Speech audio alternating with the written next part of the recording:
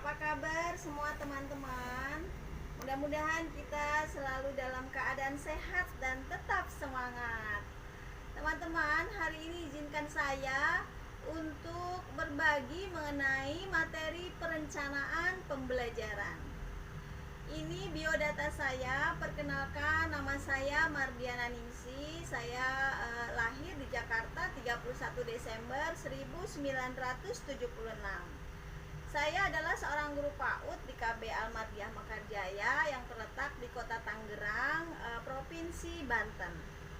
Teman-teman semua, mengapa kita perlu mempelajari materi perencanaan ini? Apa yang terjadi jika sesuatu dilakukan tanpa perencanaan? Misalnya saja ketika kita berbelanja, kita pergi ke pasar atau ke mall, kita membutuhkan sesuatu tapi kita tidak mencatat perencanaan terlebih dahulu.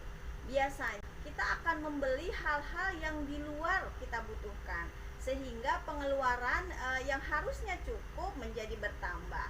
Nah, bagaimana dengan proses belajar jika tidak ada perencanaan? Bunda-bunda boleh menuliskan di kolom chat. Misalnya ada seorang guru yang datang ke sekolah, katakanlah dalam keadaan kondisi yang tidak fit, kemudian ada masalah di keluarganya dan dia tidak membuat RPP. Kira-kira akan seperti apa anak-anak belajar pada hari itu? Terima kasih teman-teman yang sudah merespon. Pastinya pembelajaran hari itu anak-anak tidak akan menyenangkan. Kemudian gurunya juga tidak akan bisa menilai anak murid sesuai kebutuhan dari anak muridnya karena tidak ada perencanaan lebih awal. Nah, teman-teman, bentuk perencanaan pada proses pembelajaran ada prosem atau program semester, ada RPPM dan ada RPPH. Untuk membuat perencanaan pembelajaran, langkah pertama adalah memahami STPPA, yaitu standar tingkat pencapaian perkembangan anak sebagai hasil akhir dari program PAUD atau KI. Nah, setelah STPPA, kita memahami KD, yaitu kompetensi dasar sebagai capaian hasil dari pembelajaran. Baru kemudian kita menetapkan materi pembelajaran sebagai muatan untuk memperkaya pengalaman anak. Dan terakhir adalah menetapkan kegiatan main anak. Semua ini sudah tertulis di KTSP sehingga kita tinggal memindahkan di prosem, RPPM, kemudian ke RPPH. Teman-teman, di sini saya sudah menuliskan kompetensi inti yang ada 4, yaitu KI 1 spiritual, KI 2 sikap sosial, KI 3 pengetahuan, KI 4 keterampilan. Dan saya juga telah menuliskan kompetensi dasar butir-butirnya. Kompetensi inti yaitu ada 2 butir, sikap sosial ada 14, kemudian KI 3 ada 15 dan KI 4 ada 15. KI 3 dan KI 4 pada penulisannya selalu bergandengan karena ketika anak-anak mengetahui tentang suatu hal, tentunya dia juga harus mampu melakukan sesuatu hal, sehingga kalau di penilaian akan tertulis contohnya 3.15 bergandeng dengan 4.15. Nah, setelah ditulis KI dan KD, kita membuat pemetaan KD dalam aspek perkembangan. Ini aspek perkembangannya dan kita pilih kompetensi dasarnya sesuai yang telah kita pilih pada kompetensi dasarnya. Teman-teman, untuk mengingat KI dan KD ini yang cukup banyak kan agak sulit ya, sehingga bisa kita nyanyikan untuk mempermudah teman-teman ya. Mungkin teman-teman bisa mengikuti saya. Lagunya kurang lebih seperti ini teman-teman.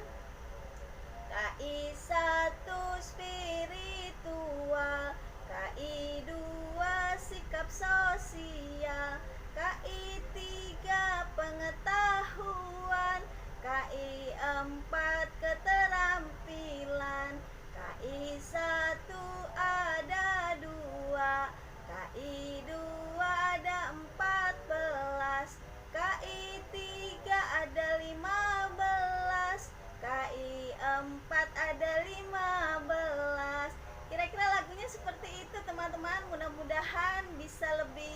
mempermudah kita untuk mengingatnya ya. Nah, di sini ada format contoh program semester. Program semester adalah kegiatan yang dilakukan dalam satu semester. Kurang lebih ada 17 minggu.